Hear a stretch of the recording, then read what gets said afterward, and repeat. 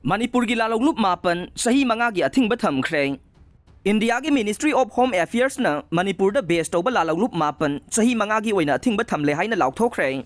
Ministry of Home Affairs na thokpa notification amana hai Manipur da mapung oina chalaiba People's Liberation Army PLA amasung mahaki political wing Revolutionary People's Front The People's Revolutionary Party of Kanglaipak Pre-Pak amasung mahaki Arm Wing Red Army Kanglaipak Communist Party KCP amasung mahaki Arm Wing Red Army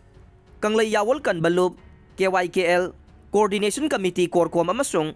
Alliance for Socialist Unity Kanglaipak Asuk asina chingba singasi ngarang dagi hawduna Chahi manga gi Athingba thamle haina laukthokkiba nei Cherol asina hai Lalhoulup sing asina India gi mayokta thabak tawba amasung security forces singa lan kaya chathare PLA Pre-Pak KCP KYKL na chingba singasi Ministry of Home Affairs ki Unlawful Activities Prevention Act 1967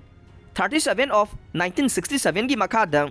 Athingba thamduna lakraba nei makata na amuk Lalhoulup sing asi Chahi manga gi Athingba thamnabagi matam sangdokpa nei Lalhoulup sing asi bukhudakta laksinaba thorang sing asi laukhathaudrabadi miyoi kaya khomjinduna makhoi gi kadar masing hengalaka nei loinana India gi mathakte hena akanba thabak sing satharakpa asi laksinaba nei